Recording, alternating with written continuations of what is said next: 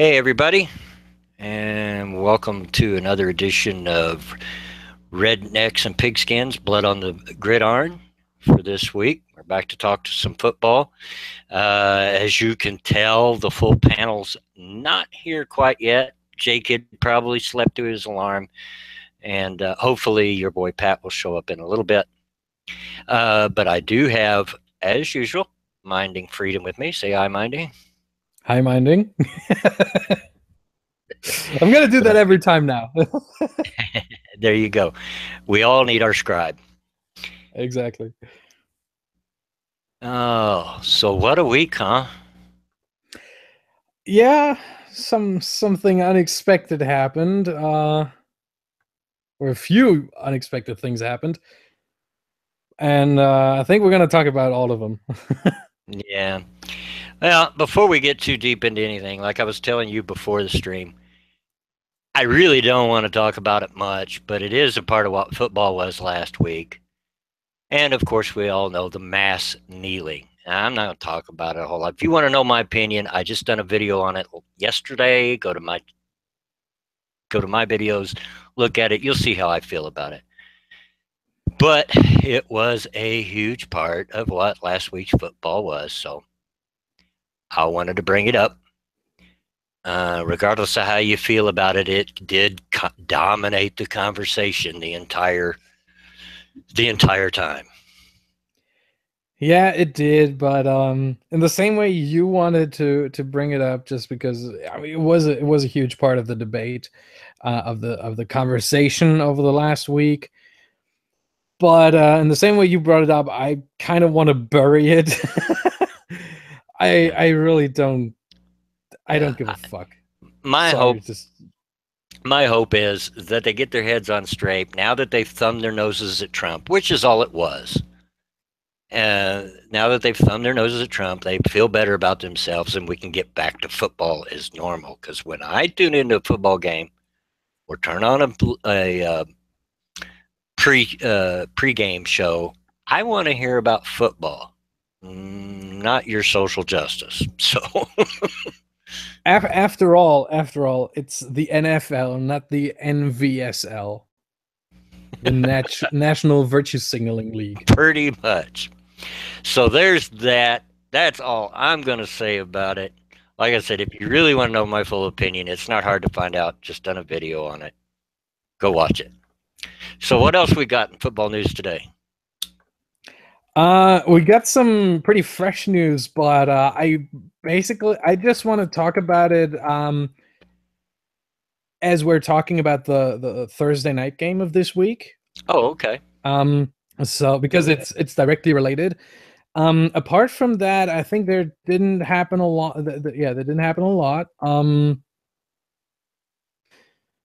lot of Thursday night stories, I must admit. And yeah, I think that was also from last week, from the Giants game. We must talk about that. And yeah, well, one kind of news in regards to, also a bit politically, I hate to say, but the whole Michael Bennett situation when he was in Las Vegas and was arrested. Right. And he said he was racially or based on his race, he was singled out Profile. and arrested. And there emerged some new footage that I think was released by the Las Vegas Metropolitan Police Department, and that it was pretty damning, I must say, for Michael Bennett, not the police, for Michael Bennett. And the sheriff of the Las Vegas Metropolitan Police Department, Joe Lombardo, said, "We acted appropriately in Michael Bennett incident." Yeah. So Yeah. there's that. Yeah, I heard that they found some more footage and that it backed up their story of what happened. And Yeah, for what they said was he cowered behind a slot machine or something, and then he ran away from police. right. until he was caught and then arrested. It was in an active shooter situation. I think that's some context we need there. And yeah, the footage now that is now released backs that up. I would say 100%. And not only that, it also basically puts to rest the notion that he was singled out based on his race, because in that footage you see other black men running as well. So but not running away from police, but towards police to safety. Right. And they weren't singled out. So yeah, maybe it was his behavior. I mean, to run to safety and get behind the cops that are armed would make sense to me, but yeah, hey, maybe that's just me. No, me too. But enough politics, enough outside stuff. Let's talk about football. Yep. I did see one story come across, I think it was yesterday. There was a player on your favorite team that got in trouble with his coaches, didn't he? Yeah, but that's also a Thursday night. So we're going to talk about that Thursday situation. night. All right. Yeah. Okay. Both stories linked to the Thursday night game, and we're going to talk about both when we are talking about the game. All right.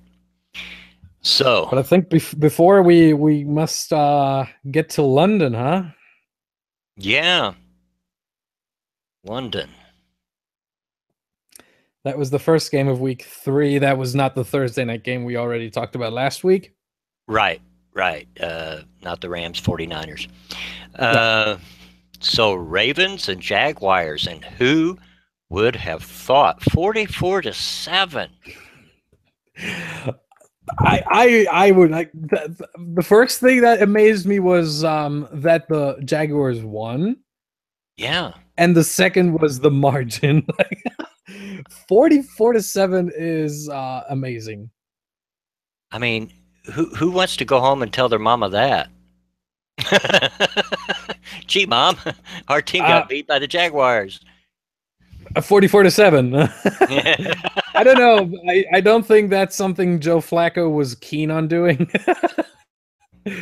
But I think this is the perfect time now for something I prepared, and I hope you enjoy it. I'm just gonna play a little clip here. All right. And now the Jay Cutler Award for Worst Quarterback Play of the Week.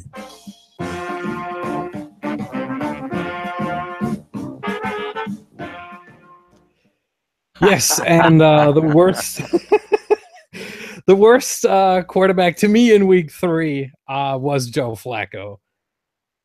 I mean, if you look at his stats, it was. We're talking about 8 of 18 for 28 yards and 2 interceptions. Looking at that score, yeah, I don't have a hard time believing that. Yeah, he was benched for Ryan Mallett. Wow. Yep.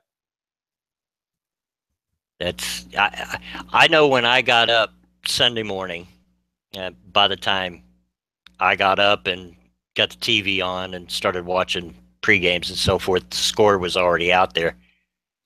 I'm like, did I wake up in an alternate reality? Because this is, I just can't fathom it. And I'm almost sorry I missed it, even though I'm usually bored silly with the London games, because they just don't get good. They don't normally get good teams over there. Wish they would. If they really want to get up a fan base over in London, then they need to start sending better teams. But, yeah, like the Jaguars and this week the Dolphins. Well, thank you, but no. Yeah. I don't know what they were thinking. But yeah, it's the way it is, and actually, fan base is still growing, but not because of the London games. In Germany, because of the broadcasts of other games, like not the London games, but the weekly broadcasts of 2 games. Hey, son, did you oversleep your alarm? Yeah, it did. I figured. They take it. Well, Hey, you're what's not. going on? You're not the only one. Your boy Pat is hopefully going to show up today, but he hasn't showed yet. So we'll see what happens there. But we've just gotten started, and thankfully you missed the. We talked briefly about the kneeling and then got it out of the way. So you missed that. Actually, I want to comment on something on that. And Okay. I'm going to apologize ahead of time because I might say something that might offend you a little bit. But the whole, what's his name, Villanueva?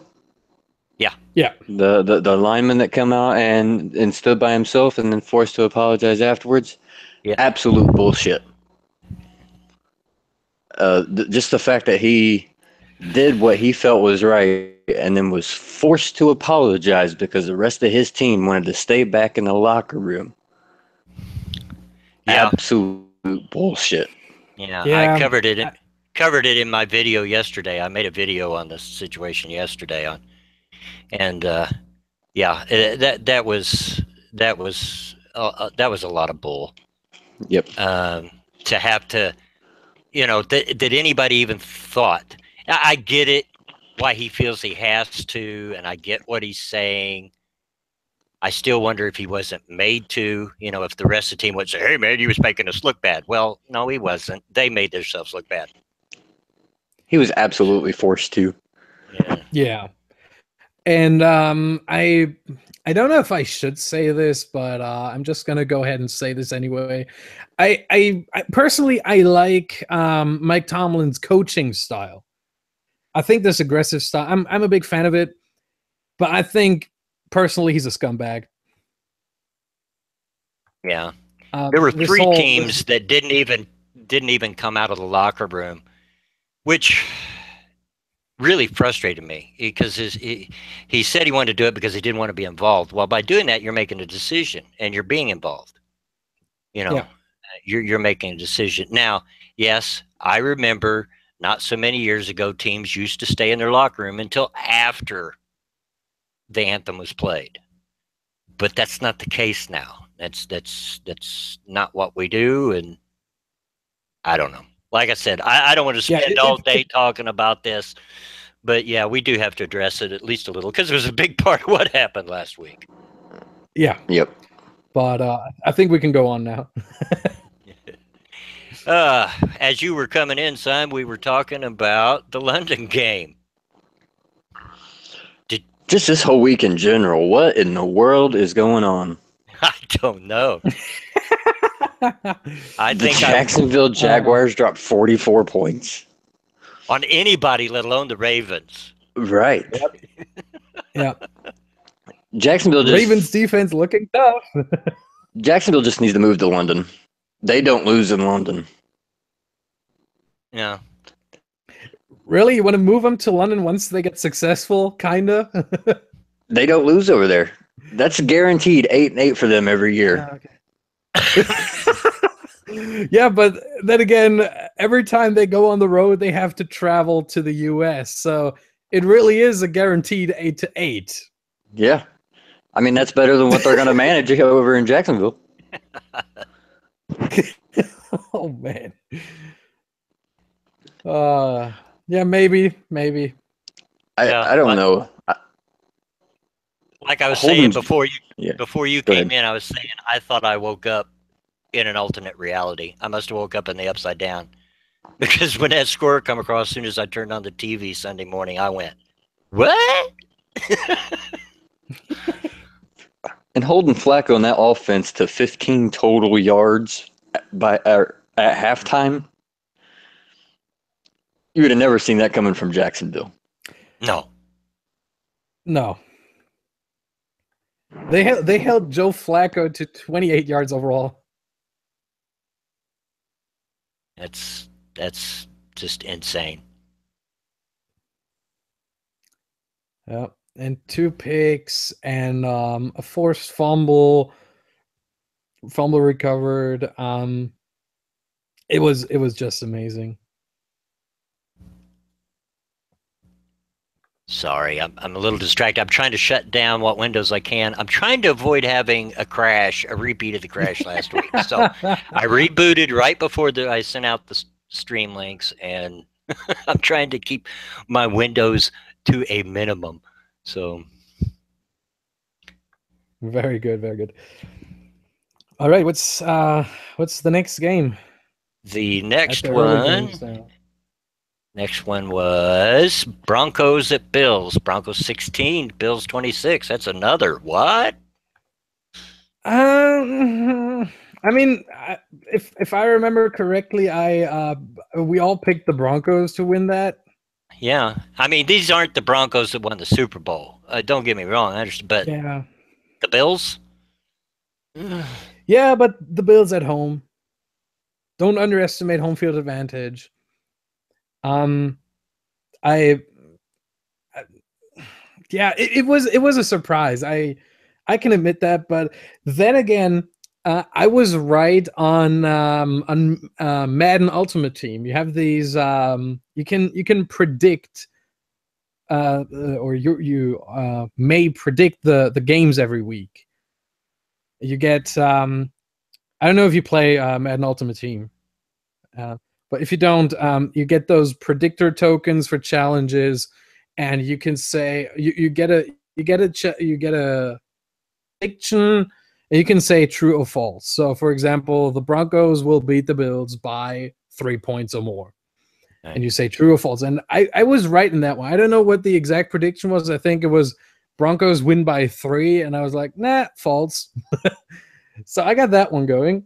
Yeah, but you probably answered that thinking they'd beat them by more than 3. Be honest. No.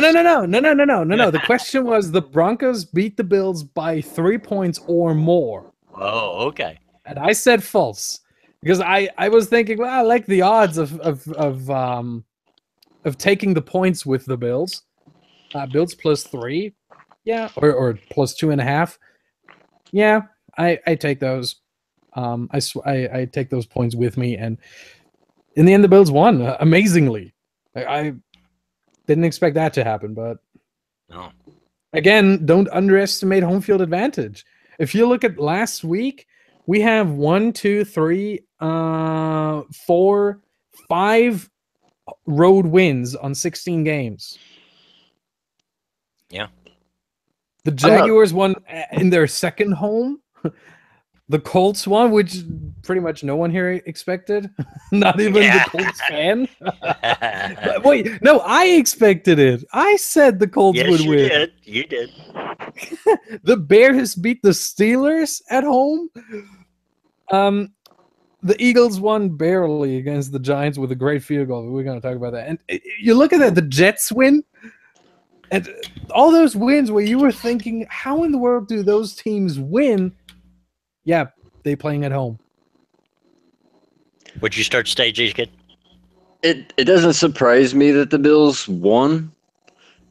The Broncos offense not that good, really. Bills defense has been fairly decent for a few years now. What surprises me is that the Bills put up 26 on that Broncos defense after they shut down Dallas the week before and just come in and collapse against Buffalo. That's what surprises me about that game. Yeah. Yeah, it wasn't that the Broncos. But, for me, it wasn't that the Broncos put up 16. It's that the Bills were able to put up 26 on the Broncos. But then again, they're kind of known for defense. The Broncos held the Cowboys to 17 points at home. And on the road, they allowed 26 on the Bills.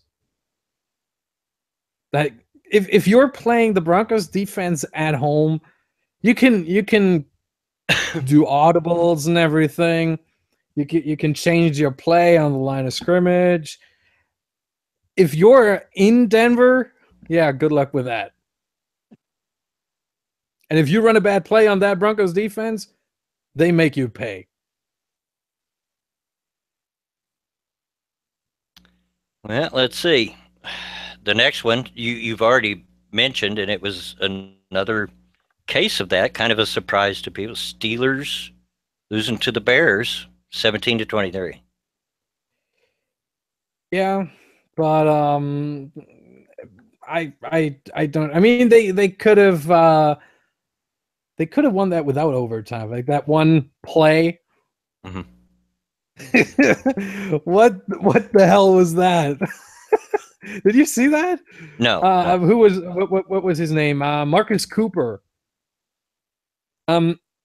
Returns a blocked field goal, like 80 something yards or 70 something yards. Oh yeah. And inside the 10, he's like, all right, I ran enough. I'm just gonna walk into the end zone. And boom, he gets tackled. He gets stripped of the ball. He did his best Deshaun Jackson impersonation. Yeah. Well, Deshaun Jackson dropped the ball on himself at the one.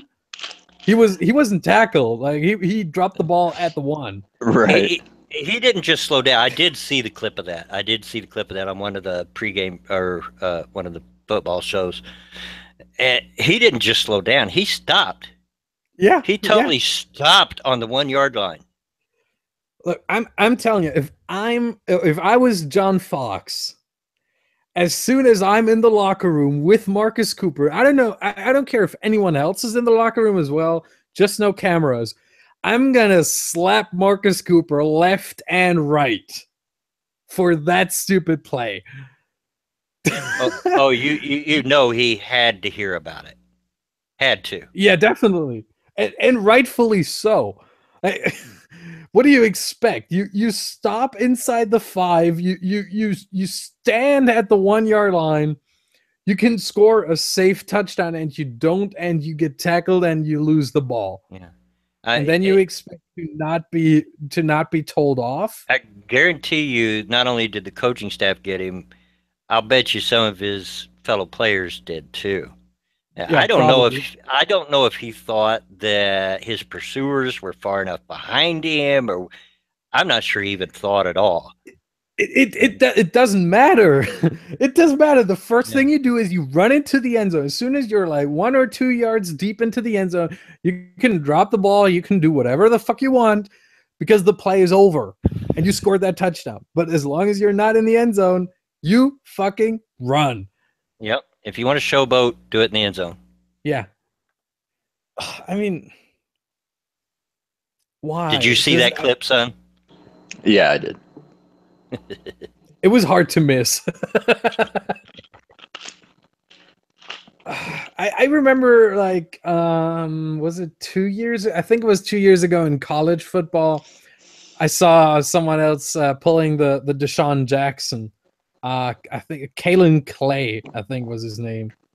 Maybe you remember that play. And he dropped the ball at the 1 yard line. The defense was fighting over it, was trying to get it, scoop it, and they did, and they returned the ball 100 yards to the end zone for a touchdown on the other side. Because the funny thing there was the refs paid attention. They were not like at the Deshaun Jackson play where they were like, yeah, ball was in, touchdown. No, they saw he dropped the ball at the 1 yard line, and they didn't blow the whistle. They didn't show touchdown. They let the play out itself.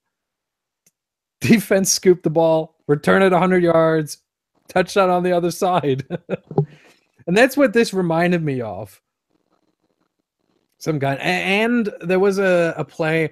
The situation was completely weird after that. He loses the ball in the end zone, and then there's the Steelers player coming in and batting the ball away out of the end zone. And did you understand the whole ruling behind it, or because it's weird as fuck? Yeah, you can't bat it. That's illegal. Yeah, it is not completely illegal to bat the ball. You are allowed to bat the ball in the field of play towards your own end zone. You're not allowed to bat it forward, and you're not allowed to bat it in the end zone ever. So that's what happened there, and then they get the untimed down, then they commit a penalty, and fuck. That was something for, what do they call the football zebras on Twitter. That's something for them. All right. So the next game is the first one that's probably not a total shock, although I am a bit surprised they hung so many points on them. The Colts? No. Okay. Not yet. Saints and Panthers, 34. Oh, yeah. Saints 34, Panthers 13. I'm not surprised that the Saints won. I am a little surprised that they hung 34 points on them. See, for me, it's basically the other way around. I'm surprised that the Saints won. I'm not surprised that they put up 34. Yeah, like, I'm the same. we know the Saints offense got firepower.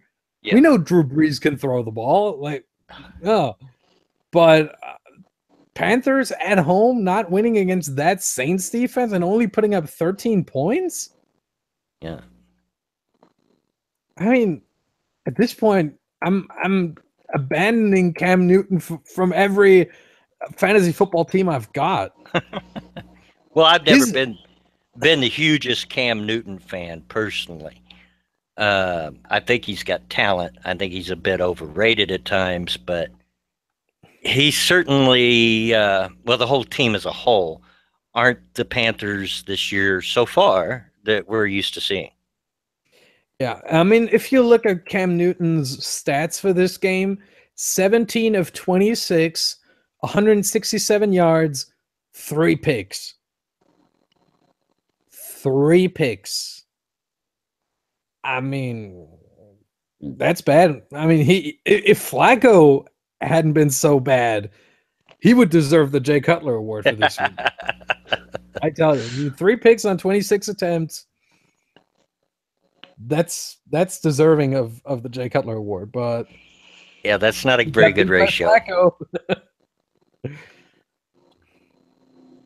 That's not a very good ratio.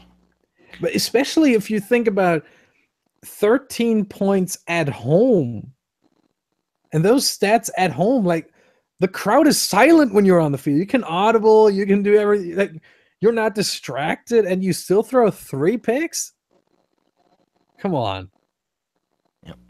Cam Newton's gotta bounce back at some point. He's got to show up. Not even bounce back. Just at some point, you got to start playing the season, man. Yeah, I mean, bounce back in regards to his MVP season. You know, been the Cam Newton of his MVP season for over a year now, and damn, that was bad. Okay. I think his MVP season was a fluke. Maybe. But we'll see. I'm willing to give him some more time. Not on my fantasy football team, but in reality. I'm benching his ass. I've just never been quite sold on the whole Cam Newton Superman thing. So yeah. I'm one of his critics too, but at least in fantasy football, I was like, I mean, he can run and running yards give you more points than passing yards, but oh man, that wasn't good. So next, a little bit of a surprise, I thought. Buccaneers at Vikings. Bucks 17, Vikings 34. I was also surprised by this one. Yeah. Yeah, but not really surprised by that the Vikings won. I mean, I didn't have them as a favorite, but I thought, yeah, they have a chance. They might win, but I thought it's gonna be a close game. Like 17? Yeah, I thought unexpected. I thought the Bucks would be much stronger, and there was a lot of points put up last week. Man, all the way around, a lot of points. Yep. Except for the Dolphins. I mean, if you have Jay Cutler... What's that, Jay Kid? I said I'm surprised the Vikings even won, considering they played Case Keenum. Yeah, and to come out, his very first throw of the game is like a 50-yard bomb. Great throw. he showed up to play last week against a very good defense. It just shocked me. Yep. 45 yards to Adam Thielen was the first pass. And right on the dot, too. Like, over a defender, over the shoulder, right on the money. I didn't see that coming from Case Keenum. I mean, his stat line looks, I mean, not just decent, it looks amazing. 25 of 33, 369 yards, 3 touchdowns, no picks. I mean, for a single game, quarterback rating of 142, yeah, looks amazing. It might have been the best game of his career, if we're completely honest. Like, I'm looking it up right now. Like his career game so far. Did he ever have a quarterback rating as? Oh, he had 158 quarterback rating against the Rams in 2015. Sorry, no, against the Buccaneers as well with the Rams. So maybe the Buccaneers are his favorite team to play against. Could be. I mean, as you play, you do kind of, certain quarterbacks will get the number of certain teams, and he's 3-0 as a starter against the Buccaneers. it's for sure. Tom Brady has sure had our number for years. Yeah, but Tom Brady's got a lot of numbers. Yeah. Okay. Show me the team Tom Brady has a negative record against. All right. The next game is the game of the week that made me at least somewhat happy, and I'll qualify that in a minute. Browns-Colts. Browns 28, Colts 31. I'm happy because we won. I'm not happy because we tried not to. Again. God. Yep. Colts being the Colts again. Yeah, I mean, they were lighting it up on them, and then, let's let them get right back in it and have a chance to tie this game up. Yeah, but I mean, I'm not that guy usually, but blowing. Yeah, I told you so. Well, you did, but like I said, if they won, then I would be pleasantly surprised, and I was. And it did make me happy. I took a nap after the game with a smile on my face. Aww. But I mean, for the first 2 quarters, the Colts played pretty good football. The Browns did get 2 touchdowns on them, but our defense is still kind of banged up, and that wasn't too big of a shock to me. But we put up 28 points in the first half. Then the second half come around. Fourth quarter specifically. And we tried to give it away. They're like, oh my God. You're up 28-7 on the Cleveland Browns, and you let them back into it? Yeah. With Deshaun Kaiser as their quarterback, who loves to give the opposing team the ball, no matter what level of football he's playing. And to answer your question, John, no, Vontae Davis was not back yet. Hopefully this week, we hope, but not yet. Oh, and I remember some news I read a few days ago that Andrew Luck might be out until November. If they're smart, they don't play Luck at all this year. Yeah, maybe. Just give away this season. Like, you're not going to make the playoffs anyway. Yeah. They're not doing anything this year. By the time he comes back, they're probably going to be like 1-8, 1-9. Yeah. Why play him? Yeah. Well, and you look at our schedule. It's fairly tough for the team that we have. It's fairly tough. So I don't see more than a couple of wins out of this schedule. Without a healthy Luck in there. Maybe and if we're not sure he's healthy, don't play him. Maybe if you're lucky 2 before the bye week. I mean, you're playing the Niners and the Jaguars at home. then again, if you look at the Jaguars and how they play right now, it's gonna be tough. But I mean, you play the Niners.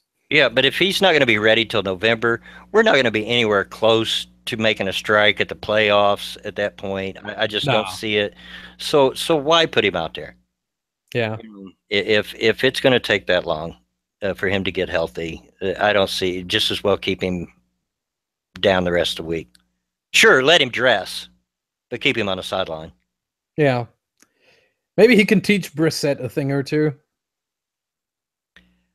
They are having some conversations. If you watch close to the games, they're having some conversations on the sideline. So I'm hoping he's picking up a thing or two from Andrew. Yeah, but conversation's not everything, you know. No. You got to if you have a quarterback like Andrew Luck on your team, and you have a young quarterback like Jacoby Brissett, you want that young quarterback to watch the let's call him a veteran. Like, he's a few years in the league now. He's a veteran at this point.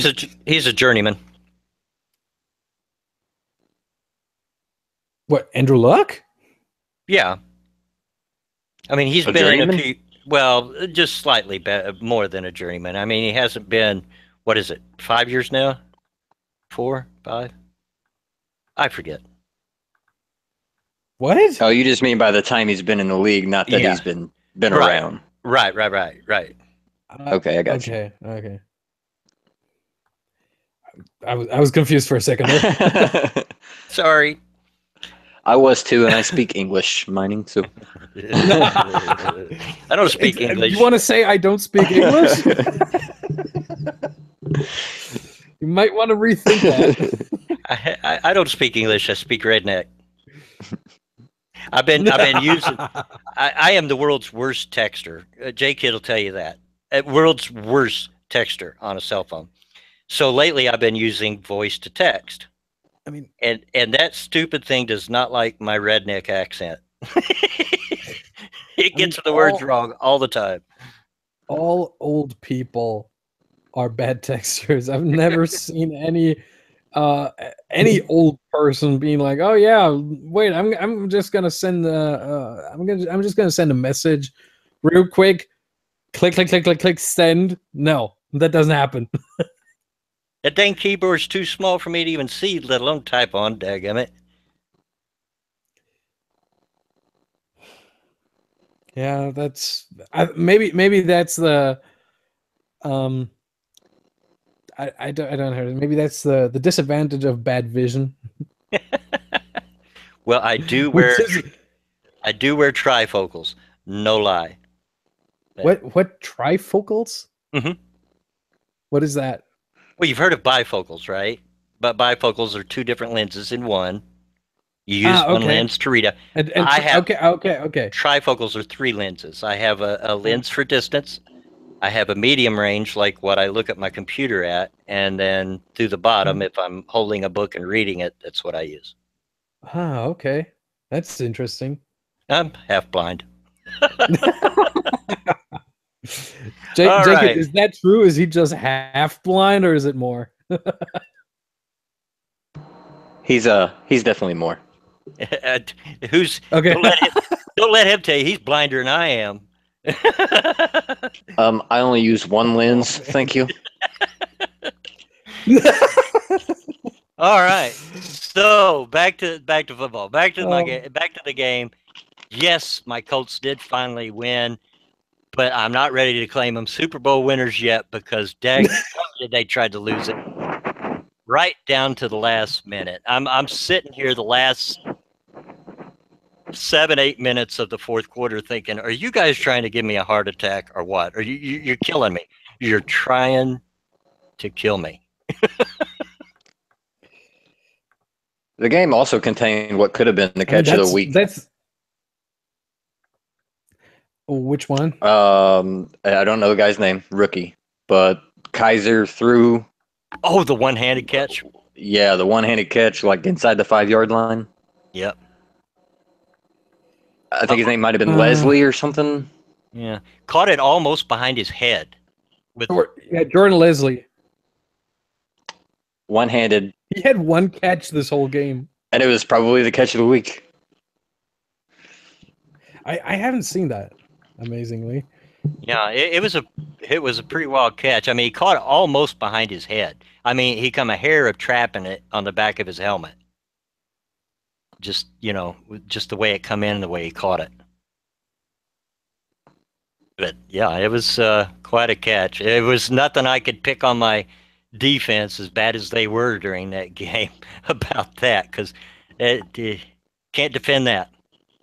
Nope. All right. All right, next game. Dolphins. This was a who cares. Dolphins at Jets. Dolphins Jets 20. Wait a minute. I kind of care. Kind of care. Yep. Just a little bit. Okay. You want to see Jay Cutler lose or what? Jets won. That's one more team down. The 0-16 remains with the Lions. Oh God! Oh, that's right. And we did have this discussion last week too, didn't we? Yep.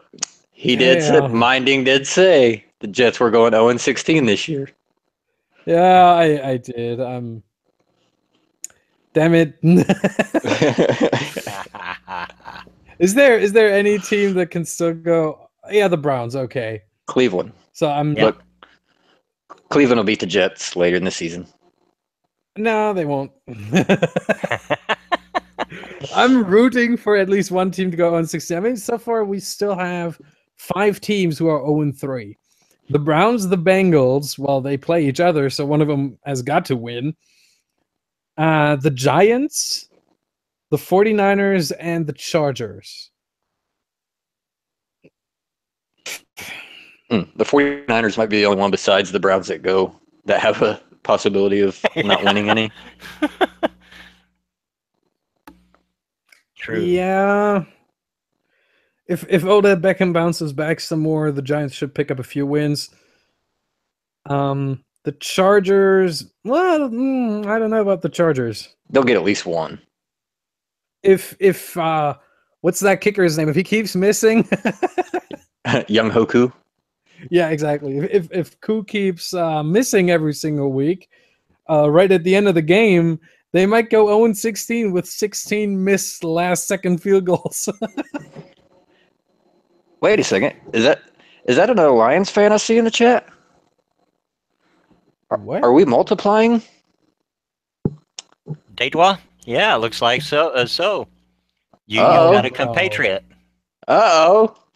Oh no. We're closing in. Just so you know, in case you didn't know, Deidwa, J-Kid is a Detroit Lions fan. So. I sure am. All right. Well, not really much to talk about that game-wise. I mean, it was a The Jets versus Jay Cutler. That's what it was. Yeah. Yeah. So next up, Texans 33, Patriots 36. Close game. Very I mean, close. the Patriots at Foxborough almost losing. What? Well, I think that maybe as much to do with their defense has not looked really sharp this year. Yeah, but then again, they're playing the Houston Texans offense, which is true. I mean, that's not a challenge. Yeah, what you have is two polar opposites here. You have a team in the Patriots that has a good offense, terrible defense. With the Texans, you have a team that doesn't have much of an offense, but a really good defense. So, yeah, I'm amazed that the Texans defense allowed 36 points. I mean, we know it's Tom Brady and everything, but even against Tom Brady, allowing 36 with that defense you have should not be an option. Yeah. Should not be possible. Yeah, that was the shocker to me. I wasn't shocked, of course, that the Patriots won. And I wasn't particularly shocked that it was a close game. Because I know the Texans can be a good team. But I was kind of shocked that they both put up so many points. I'm a little surprised that the Texans let that many points getting hung up. Then they've got to know with the offense that they have that they can't get into a shootout, especially with Tom Brady. Yeah, but I tell you, the Patriots have got to do some work on defense. I mean, Bill Belichick in the last, how many years? 16, 17, 18. How long is he with the Patriots now? His defenses almost always were pretty damn good.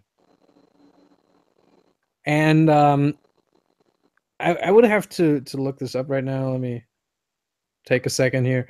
There we go. This season so far, the Patriots allowed the most yards of all teams. Yeah, the defense has been pretty suspect. The most passing yards, the most passing touchdowns, the second most passing first downs. I have no words for it. Like this amazes me. They committed the second most penalties of all defenses. I mean, and through 3 weeks, they're giving up an average of 33 points a game. Yeah, it's pretty bad. And the most points. Yeah, if they hope to get the Bears are not the Bears are now first, but they had the Thursday night game already, so they have 4 games. Yeah, if they hope to get. If the Patriots hope to get as deep into the playoffs as they are used to getting, they're going to have to fix that, because you can't depend on Tom Brady to pile up enough touchdowns to get you out of that kind of a hole. They're going to have to fix that defense, or the wheels are going to come off. Absolutely. There's a reason why there's this way too often used saying that offense wins games and defense wins championships. Yep. It didn't come up out of nowhere. And that Patriots defense right now is not going to win any championship whatsoever. And if you've got a worse defense statistically than the Colts, then that's saying something.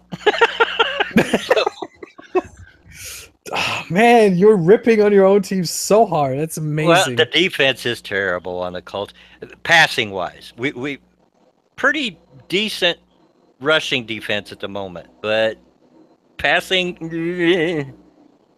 I mean, you do have Vontae Davis. I mean, he's not healthy, but theoretically, you have him. He's not a bad cornerback. Oh yeah, as soon as that's the reason I keep hoping Vontae gets back, because he usually makes an immediate impact. Vontae is one of the good ones, but he can't do it all by himself. Yeah, true.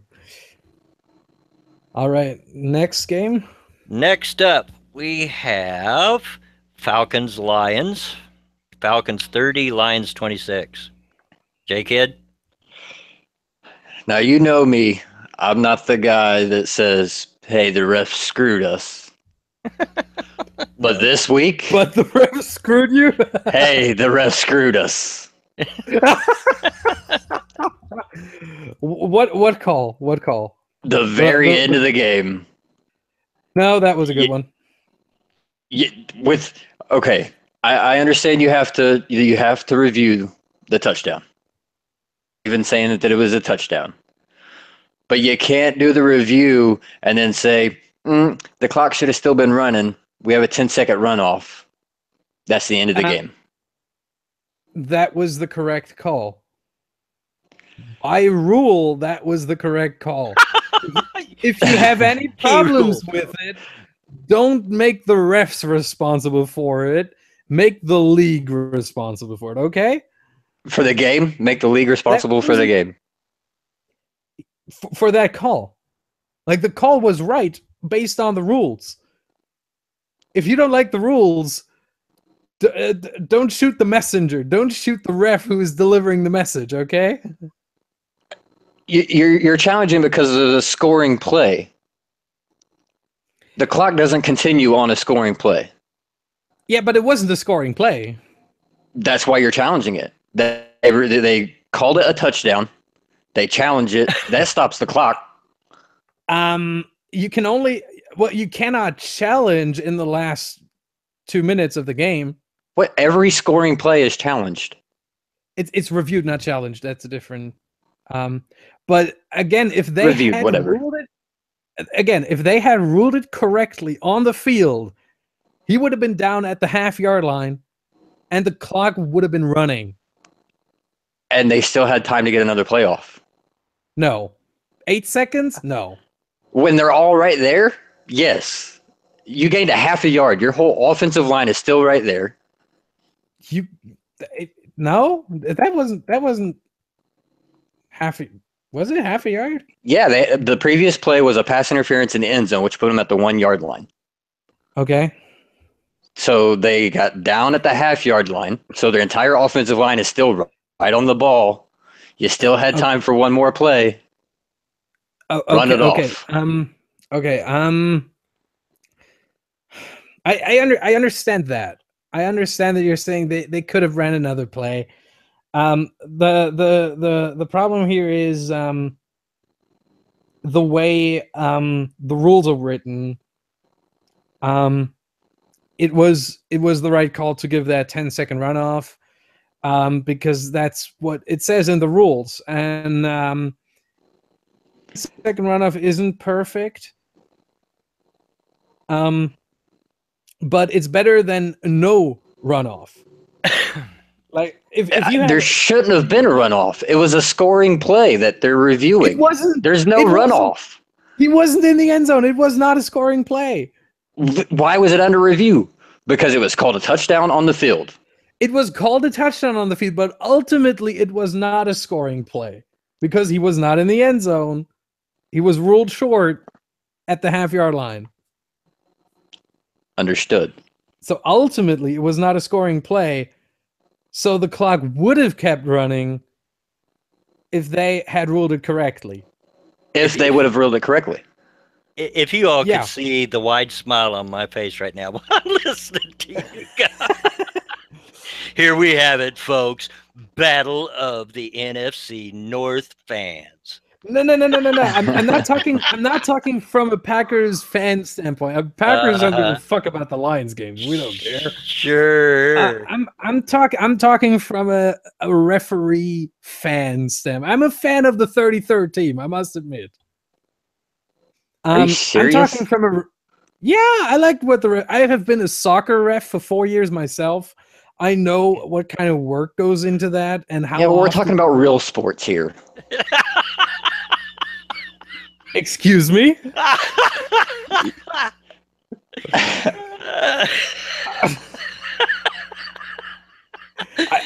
I'm speechless right now.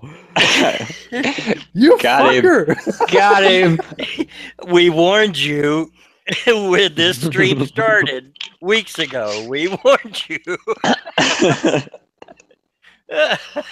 Do you know which event is watched by more people in the world than the Super Bowl? That's right, the fucking World Cup final. Everybody but the US. Yeah, but in this instance, I don't fucking care about the US. I care about the world. Soccer is the sport of the world. American football is the sport of the US. So we went from a referee. We went from a bad call and bad referee. It wasn't a bad call. to whether soccer is a sport or not. I love it. It wasn't a bad call. Maybe it wasn't the right call on the field, but that's what you have the review for. And in the end, I understand that the 10-second runoff isn't perfect. Okay, I totally understand that, but I think from a philosophical standpoint, I think the 10-second runoff is still better than not having any runoff at all in this situation. Because imagine if you have the best solution would be to make it based on distance or something. Like if it's a 50-yard play, you should have more than just a 10-second runoff. Like those linemen, they need more than 10 seconds to get 50 yards down the field. But if it's a play that is basically in the vicinity. You maybe need the refs to spot the ball and everything. Like you need 5 or 6 seconds, maybe 7 if it's a lot, but you would still have a second. I see that, but you need some rule down the middle. You can't just be like, oh, we have to review this. Oh yeah, no runoff. No, you get another play where if they had ruled it correctly instantly, there would have been a natural runoff. Like the clock would have kept on running, and maybe they would have had a second or two, but it would have been close. And you can't just be like, oh yeah, 8 seconds on the clock. Oh yeah, let's just keep those 8 seconds. Actually, some of the teams who ran into this very situation, this rule was adapted like 2 years ago or something. It's a fairly new rule. And some teams ran into this and they were like, it's not fair that the clock after a review, that there's no runoff. Like the clock would have kept going, but now it didn't. And that's why they changed it. So I see why the rule is in place. Maybe it isn't perfect. I can see that. But ultimately, I think the rule is okay. And the that they call it a touchdown, well, on first look, it looked like a touchdown. So it wasn't the right call, but like the first time. But they corrected it. So there's that.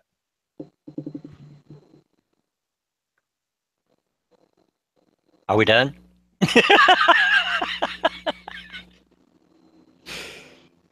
All right. Next one. Giants 24, Eagles 27. Oh, so close. And oh so dramatic. Yeah, I thought for a minute that my Giants might actually get a win under their belt this season. But that was no. And then you had the moronic showboating. I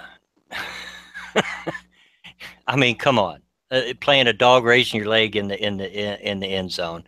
He was fine for that, by the way. Oh yeah, what was it, 14,000 or something like that? Which is a drop in the bucket, I'm sure. Well, 12,154. Yeah. God, I'm so fired up now. Son, you went suddenly quiet. No, I'm here. Okay. You don't badmouth the ref when I'm here, okay? Oh, I will. Don't challenge him. Don't do that. Don't do that. Rein it in there, German boy. All right. But yeah, I thought for a minute the Giants might actually have a chance to win a game, and for a period it looked like they might pull it off, but it just wasn't to be. Yeah, but it needed a little something. Like that, I mean, a 61-yard field goal by, I think Jake Elliott is a rookie, right? Mistaken here. I think he's a rookie. I think so. A 61-yard field goal by a rookie. You don't see that every day. Yeah, he is a rookie. I don't know what his longest field goal in college was, but I don't think it was he ever made a 61-yard field goal in a game. And Carson Wentz actually gave him his game check. Yeah, 300-something thousand for that one 30, kick. Oh, 30. Yeah, 31,000. sorry. Yeah, 30-something. Yeah, sorry. 30-something. I mean, $30,000 for one kick. Yeah, I would take that. I would take that. Which was also the longest kick made in that field's history. So to lose on that, kind of heartbreaking. Yeah. Yeah, it was, but it was also a great story, I gotta say. I feel sorry for the Giants, but I like the story, and I'm always someone who cherishes those stories. Who's thinking like, yeah, if you having a rookie kicker last second 61-yard, I mean that's kicking it out of your own half. That's kicking it from behind midfield. Yep. Oh yeah. Quite the That's leg. amazing. If he can keep that up, he's Yeah. going to go somewhere. And we've all seen, specifically, even by games that we've talked about already today, the kicking game has become a lot more important in the last couple of seasons than it used to be. So, kickers definitely got a place on a team.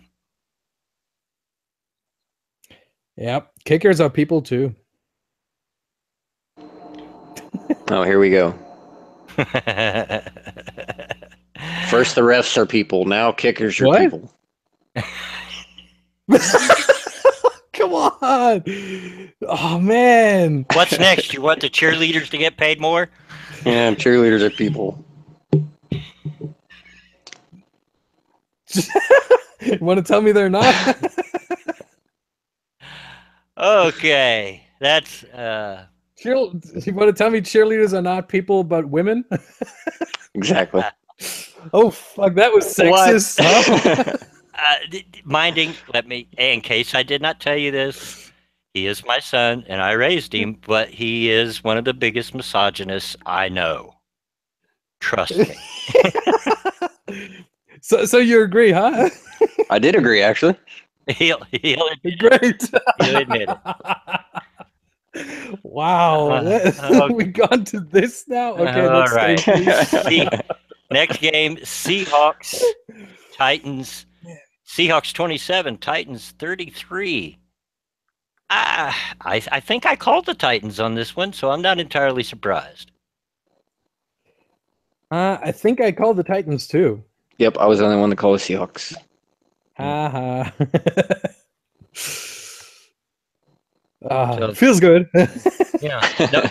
No big surprises there. Like I said last week, I think it was, I don't see any way the Titans don't win the AFC South. Not that that's a big achievement, but hey, somebody's got to do it. The biggest surprise to me is that Russell Wilson, with that offensive line he has, scored 4 touchdowns. Yeah. How? How did he manage to do that? He doesn't get time to drop back, and then he drops 4 touchdowns.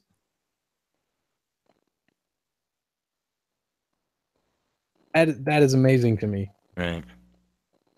Well, I'm not a Seahawks fan, obviously, but can't take away from his talent. Got to recognize talent when you see it. Yeah, definitely. Didn't he play in Wisconsin in college? He did. Yeah. I, as a Badger, am proud of that. You, as a Badger, shouldn't have had to ask that.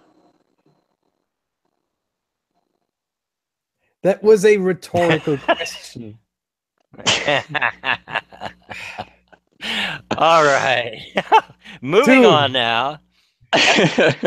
That's probably the first game we've hit today that wasn't at least a small surprise. Next game, Chiefs 24, Chargers 10. Yeah, not a surprise. Nope. Yeah, definitely not. Not a But surprise at all. I thought it would be closer, but I mean, in the end, it's the Chargers. Yeah. What do you think? And Kareem Hunt ran all over their asses again. I think most rushing yards of the week with 172. Yeah. Yep. And this kid just come out of nowhere. He sure made a name for himself. Good for him. Good for him. Yeah, Agreed. definitely. And this, it's kind of good to see in this age of running back by committee that most teams play anymore. So Yeah, it's killing fantasy football, kind of.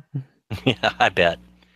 Like, you have a few running backs that are just so outstanding, like Ezekiel Elliott, Le'Veon Bell, now Kareem Hunt, and that's pretty much it. Maybe Todd Gurley with the Rams now, But even Devontae Freeman with the Falcons, you have Tevin Coleman behind there playing a committee.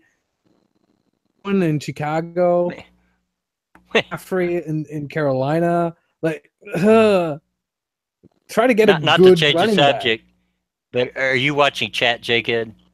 Yeah. Obviously you are a little bit. Did you see Datewell again? Are you sure he's not? I think maybe he's related to us somehow, because he says, I kind of hate Philip Rivers for no real reason. Yeah. I think we're related. See, what you guys don't know is that's my alternate account. There's not. You guys didn't actually think there were two Lions fans, did you? No, I was suspicious from the very beginning.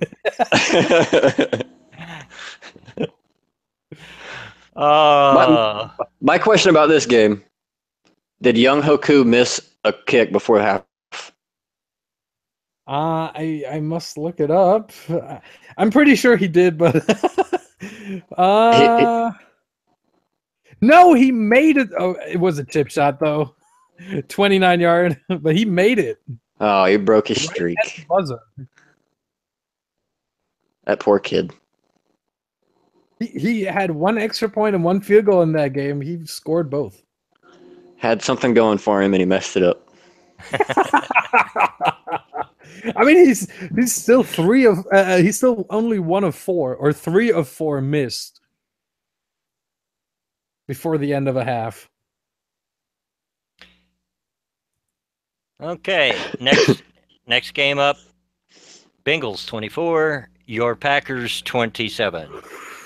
I was sweating watching this game. Yeah, what was up with that? I don't know. And this was at Lambeau Field too, wasn't it? Yeah, was a bad first half. Like, we were down by 14. Then we came back and snatched the win in overtime.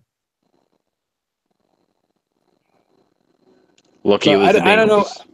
I don't know what happened in that first half. I think if you look at the Packers statistics this season so far, the Packers are a second half team. They're not a first half team.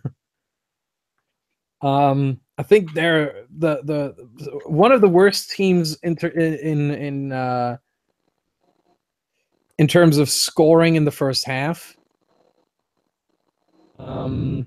I would have to look that up right now. Wait a second. Damn it. Hard to find, but I saw something like they scored like 14 points in the first half before the Thursday night game. And then they scored like 50 in the second half.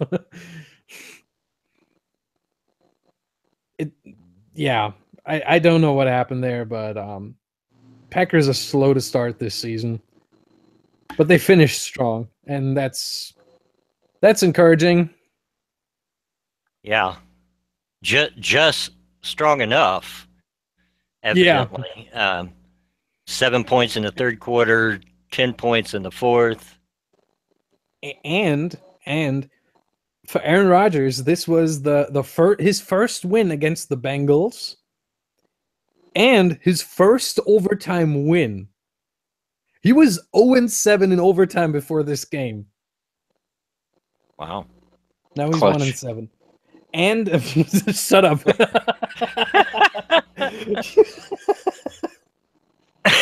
And what was with the controversy? Most of the time, Aaron Rodgers doesn't have to come back, unlike your Matthew Stafford, because he doesn't screw the pooch in the first half. Hey, you watch your mouth. It's not my Matthew Stafford. Well, you're a Lions fan, so he kind of is.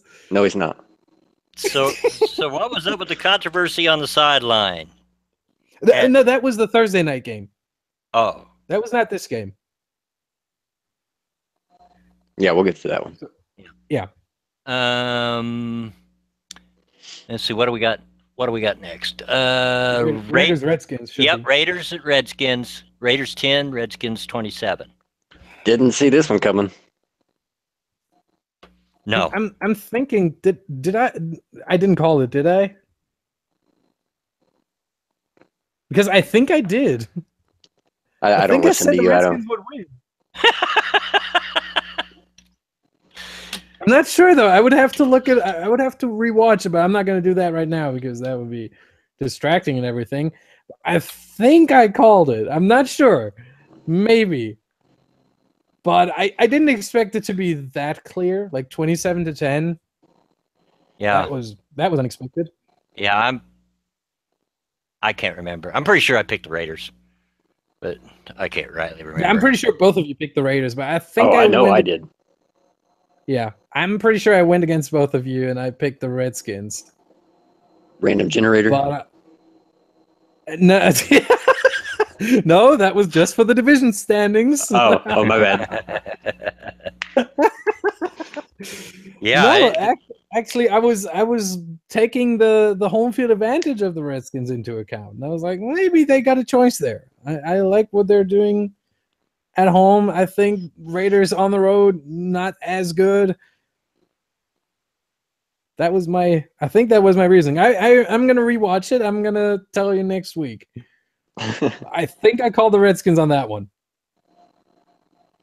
But yeah, again, like I said, like by 17. No, I mean, I think we all agreed that it would be a close game. Yeah. So dropping 27 on the Raiders and the Raiders only score 10. That was unexpected. And all 10 of those were in the second half. They shut them out the entire first half. Yeah. That was really unexpected. Like going 14-0 in the first half and then outscoring them by another 3 in the second. That was amazing. Yeah. Let's hope, because I'm a little bit of a Raiders fan. I mean, I'm rooting for them. I'd like to see them come up and be a good team that I think they can be. Let's hope that was just a little bump in the road. Yeah, probably. I mean, again, they were playing on the road, so it's not like they're it was like the team is now completely dissolving or something. Yeah, they lost on the road. Boo-hoo, happens to everyone. The Steelers lost on the road to the Bears. Yep. So I think the Raiders are still good, even though they lost to the Redskins. And the Redskins so sneakily and silently are 2-1 now. Might be going for, like I said before the season, might be going for the division. It's early. It's very early, but who knows? The NFC East certainly isn't turning out how I thought it would before the season started. See, random number generator. Can't go wrong with that one. So Monday night, Cowboys 28, Cardinals 17. And as I recall, I got a lot of flack for picking the Cowboys in this game. No, you picked the Cardinals. Are you sure? I am positive, and you did it very quickly. Yes, I did. I'll believe you. I thought it was the other way around. No, Oh, well. Well, that was sneaky. No, that was honest. Yeah, you did get a lot of flack, and as we now know, for obvious reason. Cardinals lost, Cowboys won. So there's that. Yes, they did. Not a whole lot to talk about from that game. No, yeah, not really. No, I was 7-7 in the first half, and then the fourth quarter, Cowboys just lay the hammer on them. Yeah, I was hesitating trying to get to my next page. All right. So the infamous Thursday night game, Bears 14, Packers 35. The one time I root for the Bears. And they let you down. Of course, because they're the Bears. Yeah. But it was a bittersweet game for multiple reasons. So we have to talk about a few things. Like that hit? First that hit by Danny Trevathan on Devontae Adams. Devontae Adams was he was pretty much knocked out cold. He wasn't moving the first few seconds after that hit. He wasn't moving at all. Have they made a decision on that yet? Last I heard, they were considering giving him a fine for it.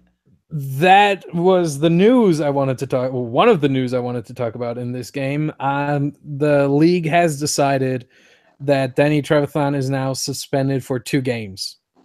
Ouch! For that hit. So more than it's a fine. It's nothing new for Trevathan. It's his MO. Yeah, that's what he does. He's going to be the next James Harrison. Oh, he's going to be the NFC's Vontaze Burfict. Yeah. Yeah, pretty much. I got him on my Madden Ultimate team, so yeah. Who, by the way, Vontaze Burfict got put out by our quarterback trying to do it to him. Oh no! What was it? A couple of years ago, he tried to put the boom on Andrew, and Andrew put the boom on him, put him out for a few games. Oh no! If you're put down by Andrew Luck, that says a lot about you. Well, Andrew's a more of a load than you think, but yeah, Bears Packers. I'll get back off the Colts. Bears Packers. So, what was the controversy on the sideline?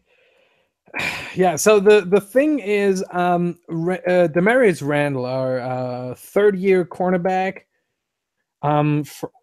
first-round draft choice of years ago. He was getting into an argument with a coach. There's not much we know apart from that. He was sent to the locker room by maybe Mike McCarthy after that argument. And instead of just, thinking about what he did and then come back and play, he left the stadium mid-game. Yeah, that's what they said. Back. Now, his camp is denying that. That's what I was reading earlier today. They're denying that he left the stadium. But they said that the word is he left the stadium and returned back to the practice facility. I don't know. There's a lot of talk, and then we don't know. It's just Mike McCarthy said that sending him to the locker room was his decision. And apart from that, he said it's an internal matter. Like, we don't know anything else apart from that. But as I heard, there will be some internal penalty for that. Yeah. Maybe he will sit out 1 game. Well, it was my understanding, and I didn't get to see the game, but it was my understanding it happened because he was pitching a fit on the sideline with another coach. Yeah, he was getting into an argument with another coach. He got a Mike touchdown. McCarthy sent him.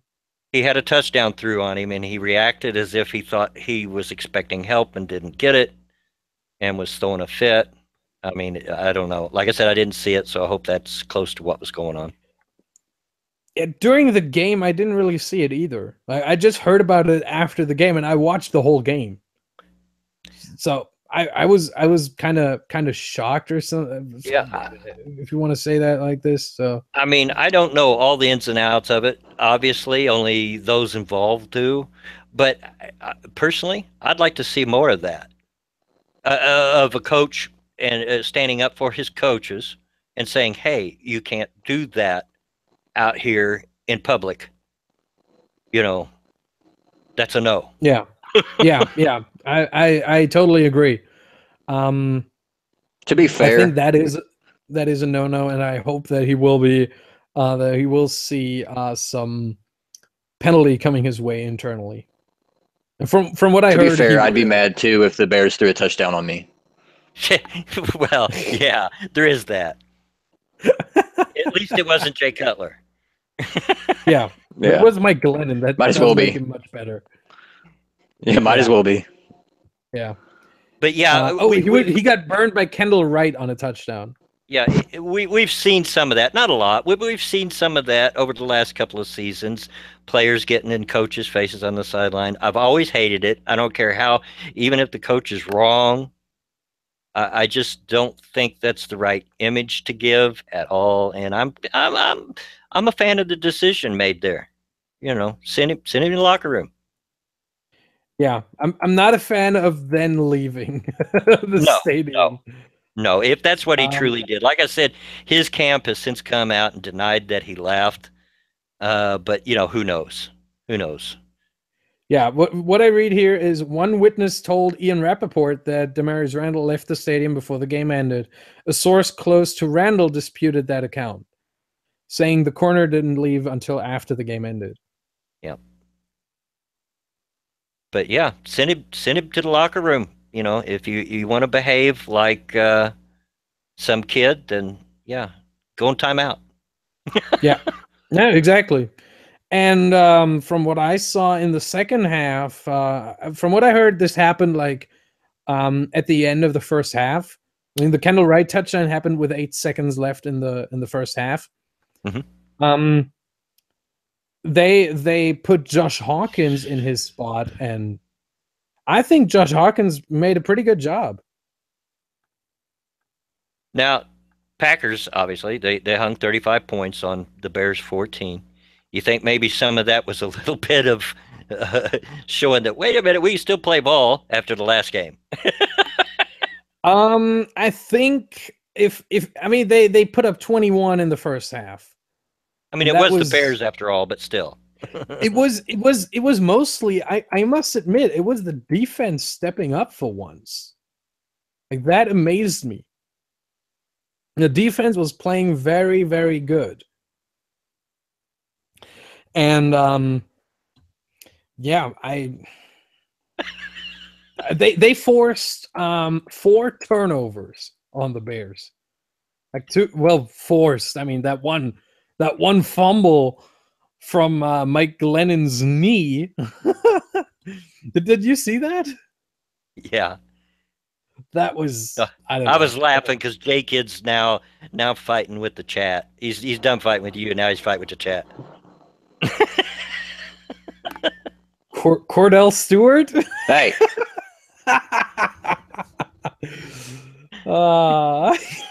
He's a wide receiver. No, he's a quarterback. No, he's a wide receiver. He's Cordell Stewart.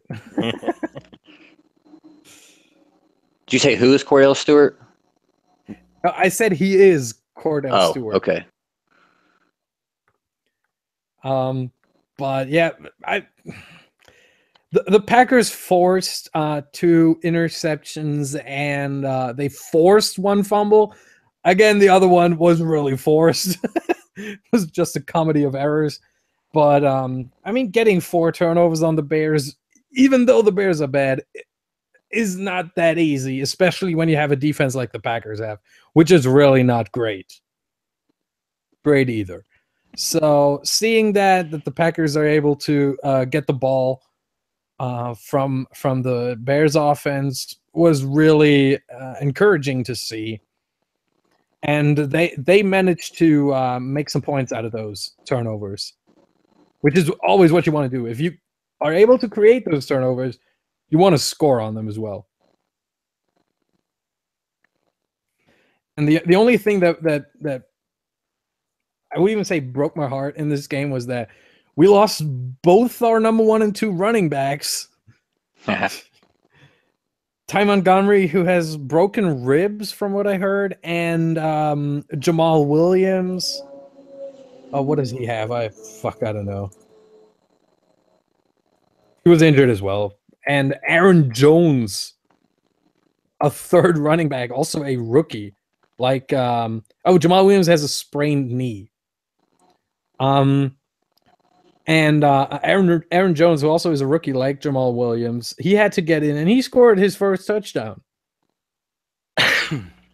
in the first half. Which, hey, if you step up, you step up like this. Like, are we still talking about the Packers? We're still. I mean, we can talk about that touchdown that wasn't a touchdown. So what do you think, Miney? What do you think? You like the version of J Kid that just overslept his alarm and comes in here half asleep? Do you like this version?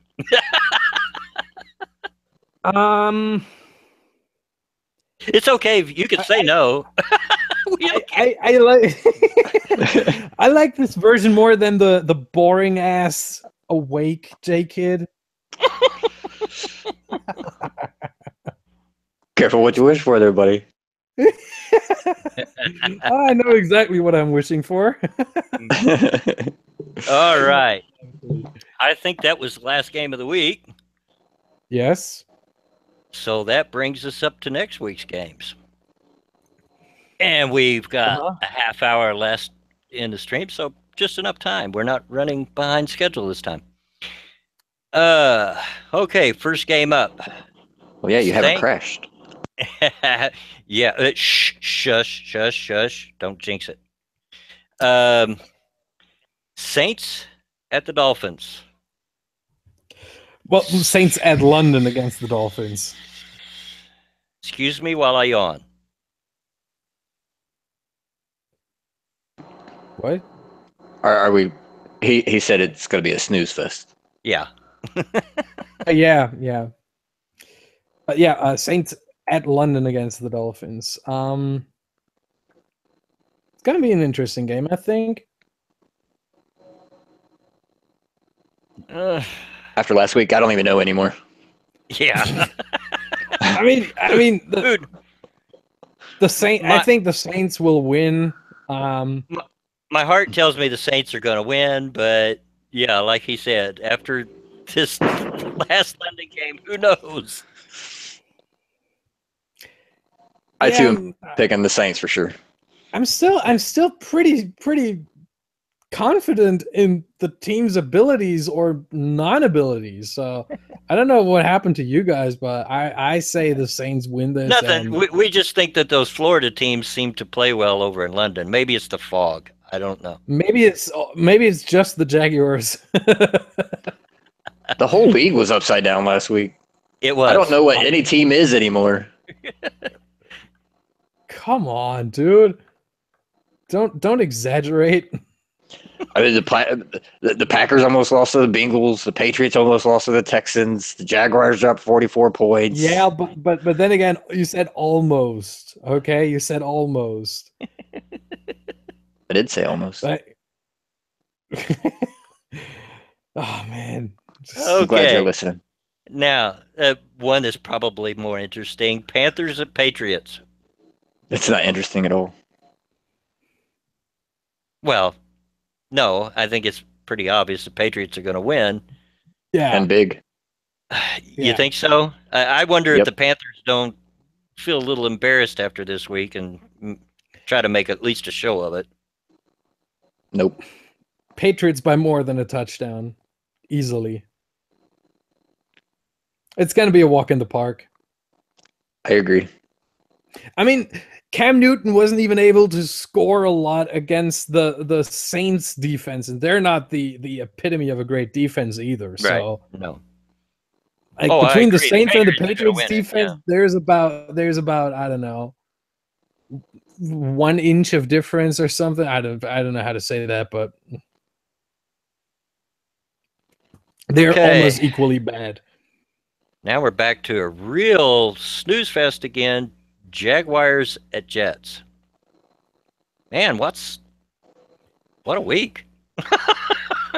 Jaguars. That's a tough one. Who's worse? Because I'm positive that 44 points is a fluke.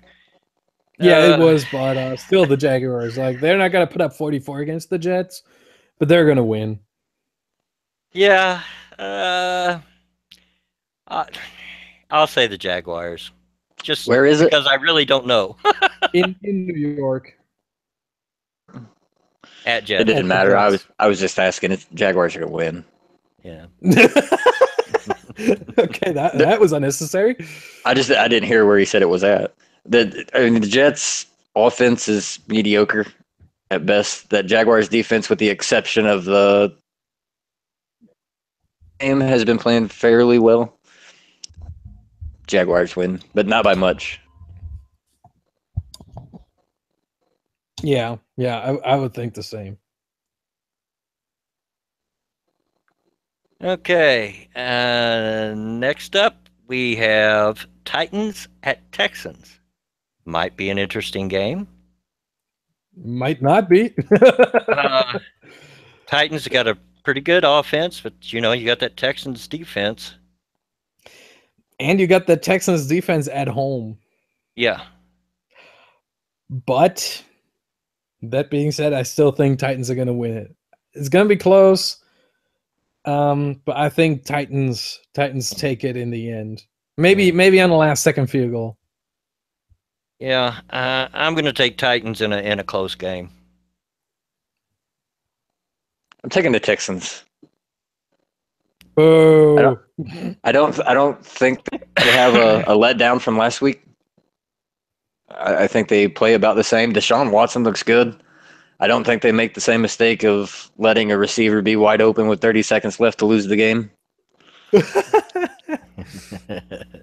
think the Texans take this one. Then again, the Titans don't have a receiver like Brandon Cooks.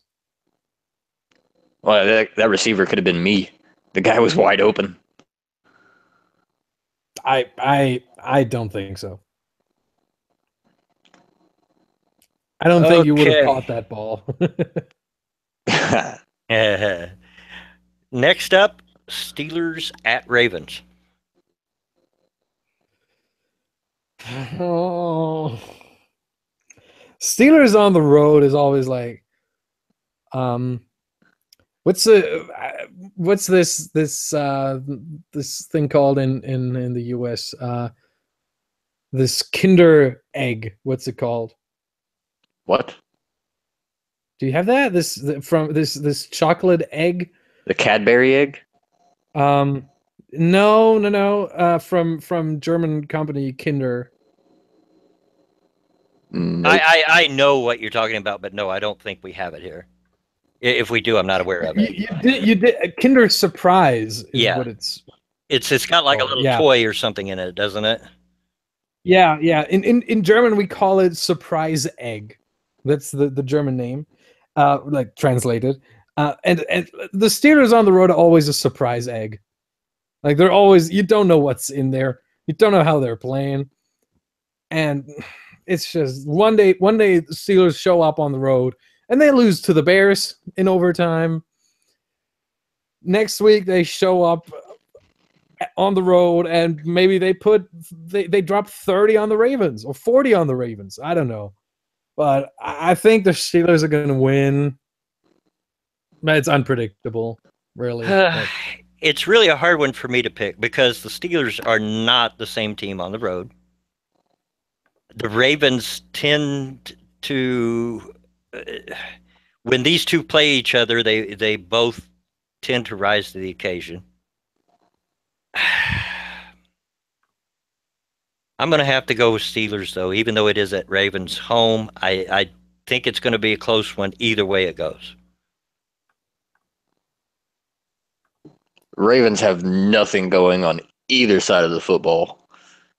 Despite being at home, Steelers win. Again, that Jaguars game was a fluke, I think, on both sides. I mean, even in games previous, they've really got nothing going for them. Their defense hasn't been good. Their offense hasn't been good.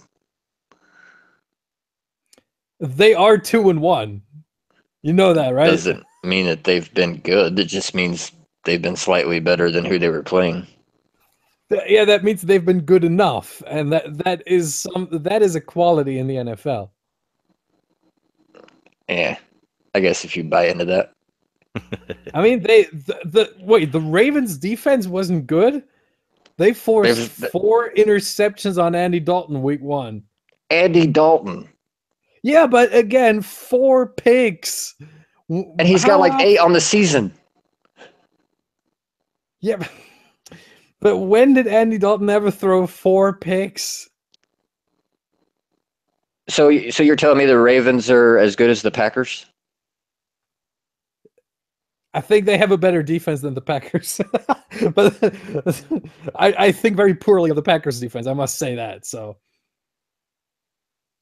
yeah. So he just said the Ravens were as good as the Packers? I said, you heard it here, folks. I said the Ravens defense. You're leaving out the defense part. Somebody But they're save 2-1. that clip. Somebody save that clip. Come on. I fucking dare you. If you say that clip, I'm gonna come to your house. Yeah. I'm Okay. gonna find you. You come on. It's a long trek, and I don't think you'd make it very far in my neighborhood. Trust me. Look, I might contact some Antifa guys. They have those sawed-off style shotguns. Those Antifa guys would run crapping their pants after walking one block in my. No. I wouldn't bring them. I would just take their sawed-off shotgun and then come to your yard. I live in a redneck ghetto, and I'm not exaggerating, where everybody has a gun. What? Wasn't that whole phrase an oxymoron? An Antifa guy? Yeah. Pretty much. Yeah, probably. Okay. And Antifa genderqueer thing. All right. All right, Speaking of away from Andy politics, Dalton, sorry. speaking of Andy Yep. Dalton, next game up is Bengals at Browns. Oh fuck. Yeah. And honestly, and this may raise some eyebrow, I don't know, but I'm going to go with the Browns here. I think they're going to get their first win. Look, the Bengals are bad, but they're not that bad. Oh, I'm not saying that. I'm not saying that. I just think that the Browns, while not yet a good team, are better than they have been. I think they get their first but they're win. Still not good. No, they're still not good enough to win against the Bengals. I think they put up a fight, like they put up a fight against the Colts, but ultimately they're going to fall short, just like they fell short against the Colts. Could be. I think it's going to be deja vu for the Browns, just in this instance. Neither one of in the front of the teams. home crowd. Neither one of the teams are lighting any fires. Let's just put it that way. Dumpster fires. Neither are. Yeah, yeah. If any fire, a dumpster fire. But neither are the Colts. Well, I think you this never is going to heard be me say that. exactly.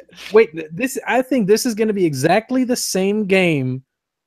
If you look at it, not exactly, like not every play, but this is going to look like the game of the week before for the Browns. Just that this time it's in Cleveland. Okay. J-Kid, what do you think? It's a tie. This will be my one game of the week. I pick a tie. 0-0. All right. Next one you'll have more interest in. Lions at Vikings. Tough. Easy. Vikings just to stick the finger to J-Kid. I have no presumptions that my team is great, so you're not really sticking it to me at all. I'm going Vikings. It's at home. They still have that defense. While not as good as it had been in previous years, it's still pretty decent. Case Keenum's not playing bad. Even if Sam Bradford is able to come out. Say again. I said Case Keenum's dropping 4 touchdowns on that defense. Yeah. I mean, Vikings at home. Vikings win. Yeah, I'm gonna have to agree on that. Vikings. If for no other reason because it's at Minnesota. All right. Because you want to see your son cry. I've seen that. It's not pretty, and no, I don't want to see it.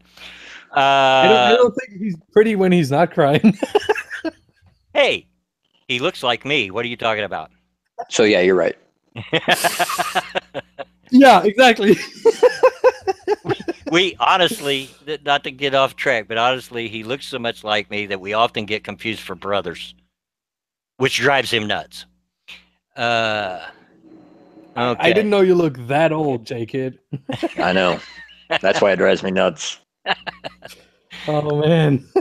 Okay. Next up, Rams at Cowboys. Ooh, another tough one. Mm-hmm. Rams are playing a lot better ball. Cowboys are playing not as good a ball, but serviceable.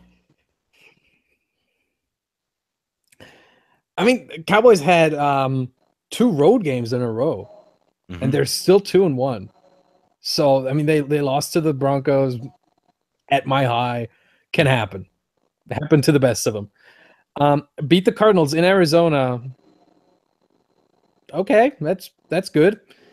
And week 1, who do they play again? Fuck. Giants. Yeah, Giants. okay. Come on. But I think they're a decent. They're more than just a decent team, and I think the Rams. Well, they have been looking good. Last Thursday. Thursday night's always different, so I'm gonna pick the Cowboys at Jerry World. Yeah. Easily. Oh, I'm going with the Cowboys, but not because I think the Rams is that bad of a team. I just don't think they've progressed that far yet. So, yeah, I'm going to go with the Cowboys at home. Yeah. I'm taking Cowboys too, and I wouldn't be surprised to see Gurley get another 3 touchdowns. Yeah. Yeah, that's possible. Yeah, I think it's gonna be a game where you can play both running backs if you have them. Yep. In your fantasy team, like it's got to be a running game for both sides. And personally, because, I'm old school. I come from I like a good running game of football. Yes, it's flashy to watch all the passes and whatnot, but a good game of smash mouth football is just as entertaining for me to watch. God, you really are a redneck, aren't you? I am. You'll never hear me deny that, ever. My grandson asked me the other day, my 10-year-old grandson, what's a redneck, Papa? I said, it's what you are. It runs in the family. Okay. Next, Bills at Falcons. I don't think that one's nearly as hard to pick as four last no. couple. 4-0. Yeah. I don't see any way the Falcons not winning this at home. Exactly. Falcons win. Next. And I think we can all agree, right, J-Kid? Yeah. Matt Ryan is no Trevor Siemian. Yeah. Yes. Okay, next up. Eagles at Chargers. The poor Chargers. Yeah, but they're having a home game. Yeah, at a soccer field. It's still a home game. I feel like quotations are needed there. Home game. No. Temporary. I'm still sticking by what I said at the start of the season. Maybe a soccer field with 30,000 people very close to the field could actually be an advantage. Again, because they are closer to the field.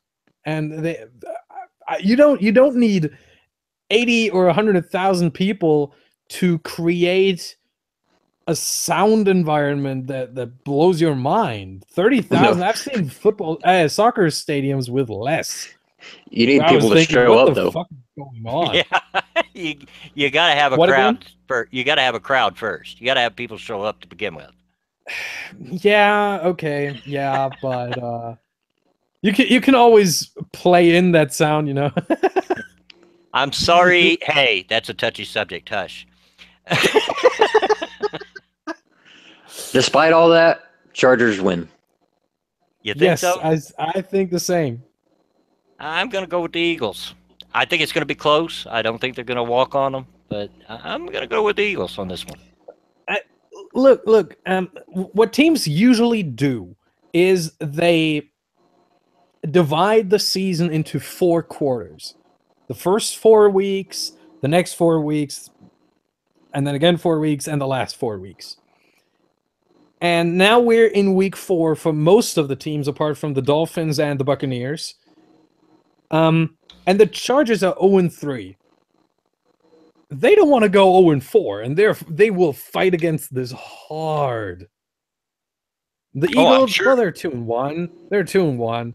Yeah, it would be nice to go 3-1 to start with a winning record those first 4 games. But 2-2, hey, nothing's lost. So I think the Chargers are going to cling on to this and fight as hard as they can, and ultimately they will get the win. Rivers will try to give it away though, because he's Rivers. Yeah, yeah, and I really hope that Young Ho Koo will miss a field goal before the end of the half. He's already broke that streak. It no longer matters. I mean, he's still 3 of 4. He might go 4 or 5. Oh, okay. Next It's a up, tradition at this point. 49ers at the Cardinals. Who cares? 0-4. 49ers going to lose. Yeah, I'm gonna have to go with Cardinals on this one. Like the 49ers are home. no Cowboys. No.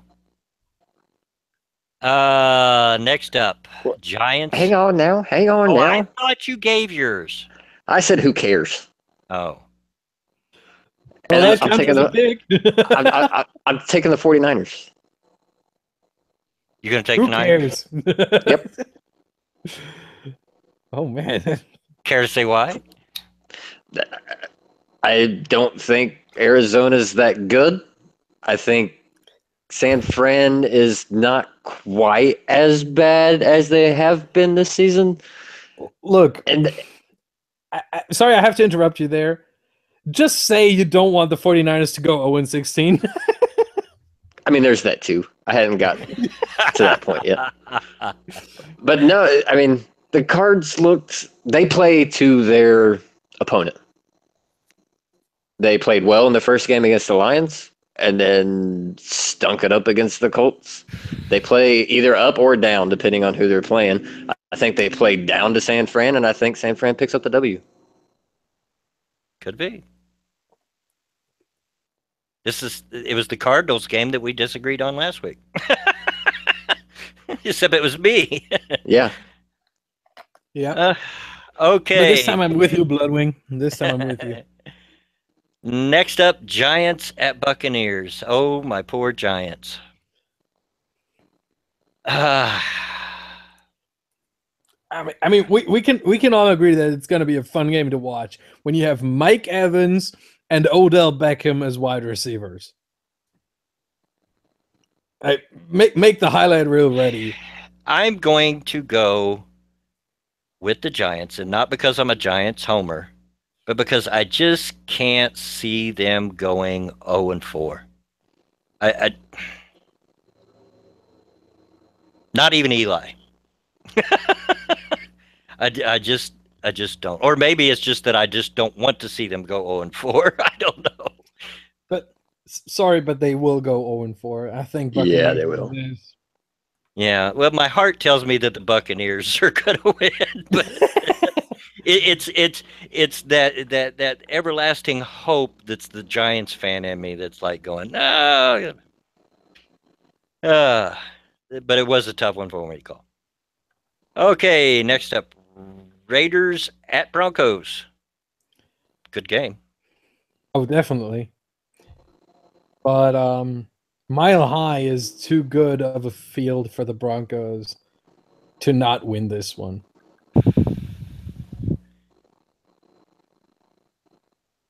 I mean, they dropped 42 on the Cowboys. And now the Raiders are coming. Yeah, Broncos win.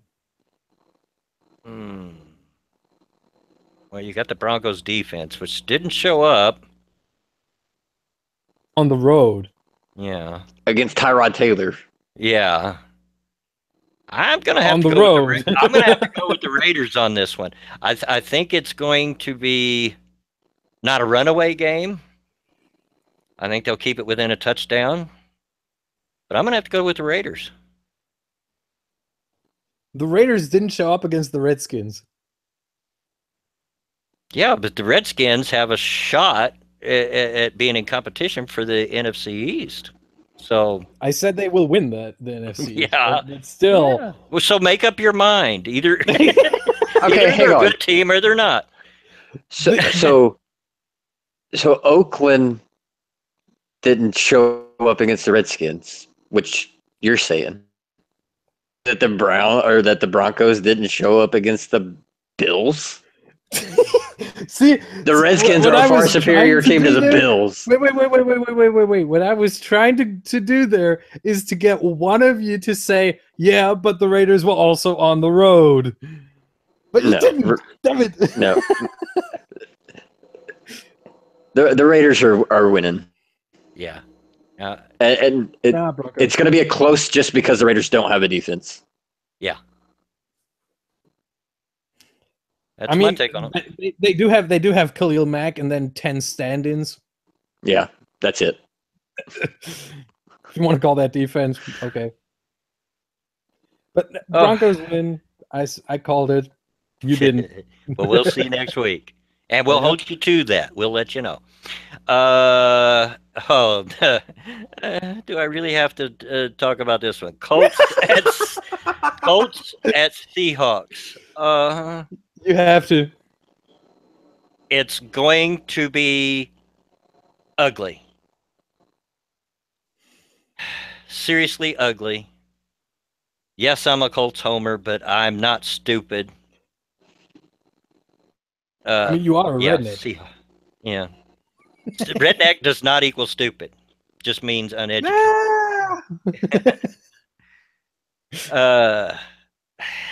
Yeah. Logically, I have to go with the Seahawks. I mean, there is no other option, really. Seahawks are the clear favorites for a reason. However, I think that the Colts defensive line is going to have a fun game. Well, defensively, they've been fairly strong against the run. That's been the upside. They've sucked against the pass.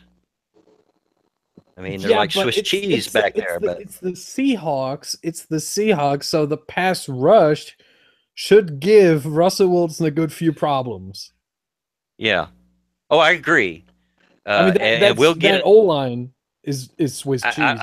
I'll go on record to say that we'll likely get at least 2 sacks out of that game. But I'd say more. yeah.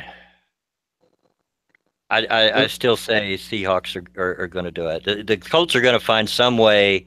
They'll make it competitive, and they'll find some way to lose it in the second half again. I fully, completely second that. 100%. Make it competitive? Y'all are out of your mind. In the first half, and then they drop. The defense will get pressure. Unfortunately, Colts defense can't contain. Russell Wilson will rush for at minimum 50 yards, and this game's not even going to be close. Yeah. Well, I said starting out it was going to be ugly. I didn't say it was going to be close. Yeah. Seahawks. It's a game I really don't want to watch, but I will. I'll be there with my blue and white. We got one game left, huh? Oh no, we got 2. we basically got 2 games left. Yeah. Because we'll take the Thursday game in with that. Yeah. Since it'll happen before our next stream. Next, the Monday night game. Redskins at Chiefs. Interesting. Chiefs, I think, are the better team, and they are at home. They're very strong at Arrowhead. I think Chiefs win it, but I think it'll be an interesting game. Yeah, definitely. I also go with the Chiefs. I think this season, the Chiefs at home will go 8-0. Yeah, it's pretty tough to beat them in their own house. Yeah. Arrowhead is not a great place if you're on the road. And it predominantly never has been, even when they've been a mediocre team in the past. It's tough to win in Arrowhead. Exactly. J-Kid? I got nothing to add. Chiefs win. Yeah.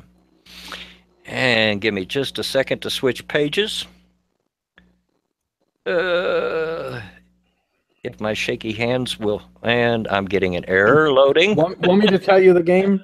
Go ahead, because I'm getting errors. All right. All right. Thursday night game of Week 5: Patriots at Buccaneers. Ooh. Well, that's a tough one. That is a tough one. It is. I mean, your initial is to say, well, maybe the Bucs, but the Patriots just don't often lose 2 games in a row. Well, they didn't lose last week. But they come a hair. They should have lost last week. Yeah. Boy. They're playing another game in between. Already forgot that? They're playing against the Panthers on Sunday. Yeah. They're going to win that. If you count that. Yeah. You should. It's hardly a game. Oh. That's horrible. The last time the Pats played a defense of this caliber, they got waxed. Pick of the Buccaneers. It's tough. I think Jameis destroys that already non-existent defense. Yeah. And the Bucs defense makes a bounce back from last week. That's what I'm waffling on, is knowing that the Pats defense is so suspect. I'm gonna have to. Yeah, I'm gonna go with the Bucs. Oh, fuck. It's not an easy one. It's not. It's really not an easy one. I think this could go either way. I would have to give it to the Patriots, though. I think ultimately the Patriots are going to win this. But it's going to be close for sure. But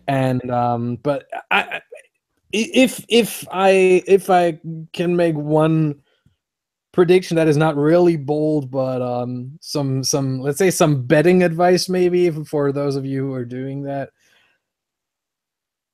always go for the over in that game. I mean, you got Tom Brady and Jameis Winston against defenses on the other side that are, I mean, we don't have to talk about the Patriots defense, and the Buccaneers defense isn't that great either. So we're talking 2 great quarterbacks. Again, you know my opinion on Jameis Winston.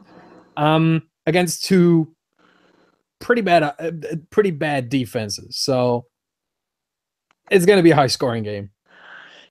I was with you all the way up until Jameis Winston and great in the same sentence. You got to remember that we also are college football fans, so we've seen him play at college. I'm not on the Jameis Winston bandwagon. In fact, A-Kid will probably back me up. Before he even came in leg, I called that he would self-destruct. He hasn't done it yet, but I mean, but he's doing a decent enough job. I'll give him that. He's not Mike Glennon. Yeah. Yeah, that is definitely true. I'm just saying that much because I'm hearing about those arguments with college football all the time. Like a few days ago, I heard Colin Cowherd on Fox Sports 1 saying the Packers are, apart from Aaron Rodgers, they're a mediocre roster. Their second best player, Clay Matthews, is like the 5th best player of the Matthews family, which I think was outright stupid. I mean, sure, you got Bruce Matthews. He's a Hall of Famer and everything. Sure, he has been better than Clay Matthews is now. Sure, but apart from that, and he also said, Clay Matthews was a walk-on at USC, so he can't be good. What? Cowherd's an idiot. Yeah. So keep that in Yeah, mind. for that, I mean, most of the time I am really entertained by what he's saying. Sometimes he really nails it. I think sometimes he's spot on, but that one I was just like, what the fuck are you talking about? Like Antonio Brown was a walk-on in college. JJ Watt was a walk-on at Wisconsin. What you want to tell me? Those bad players? And that's why I have a problem with those college comparisons. Like, oh, that kid was bad in college or wasn't that good in college. Well, it does Players hold. evolve. Players It evolve. Like, what happened to those good college quarterbacks? What happened to Tim Tebow? Well, What happened to Johnny Manziel? that's what Where I'm are they saying. now? It holds more true when we're talking about a quarterback than any other player on the team when we're talking transition between college and the NFL. A lot of good college quarterbacks have not made it in the NFL. But that's not why I said Winston would self-destruct. It's his lifestyle. So Okay, maybe, yeah, maybe. But so far, I think he's yeah, he's doing a good surprised me job on so that far. I'll front. give him that. I'll give him that. But back to the game at hand, I think that this game and probably the Chiefs game are up for probably the best games of this sorry week because there's some pretty bad matchups. You're talking week 5 now, huh? Yeah. I haven't seen the other games. Wait a second. Well, no, I mean No, the week teams. 4. Okay. This our week. Okay. Yeah, the week that we just went through. Yeah. Okay. There was I some like, what? pretty. But yeah. Maybe Titans Texans is going to be entertaining because it's going to be close. But apart, like, there are not a lot of good Raiders Broncos. Yeah, Yeah, I'd have to put it up there. Yep. the Broncos game, the Chiefs game. There are good teams on both sides, and that's it. Yeah, most of this week, however, could have been Thursday night games. Yeah, or London games. Could have shipped them to London. Come on. We don't want to get the shit games. You already do. Yeah, but we don't want to. We want good games for once. We don't want the Jaguars either. Yeah. Okay, I see that. I can definitely see that. All right, so we've got all the scores covered. Anybody have anything else to add? We are at 5 after 8, so it's that time. Just looking at the next London games, week 8, Vikings at Browns. Fuck me. And the mediocrity continues. And I think there's one more game. I can't find it right now. There are always 4 games in London, I think. Or am I wrong? I don't know. Thursday games, week 13, 14 or something. I don't know. They come on at like 9 o'clock in the morning here, so I rarely ever watch them. See, it's the perfect time in Germany to watch them. Like afternoon, what is it, like 3:30 p.m.? Yeah. Like the perfect time to watch. But yeah, no, I think there are only 3 games, but that's the 3rd game in London. 9 o'clock in the morning, I'm just getting about my second cup of coffee on Sunday morning and still can't see straight yet. So I've barely gotten off work. yeah. So is that it? Oh no, there is another game. Sorry, there is another game. But it's an early game. Cardinals at Rams in week 7. That's at London? They're really not giving us the good games, are they? Yeah. There's a division game in London? Yep. Week 7. Wow. Well, it wouldn't be the first time. The Colts played the Jags there last year. That was a division game. Well, calm down. Not that it mattered. The Jags. They're not really in any division. Which the Colts lost, as I recall. Badly. Well, yeah, the Jags don't lose in London. And the Colts are the Colts. They're becoming that way for sure.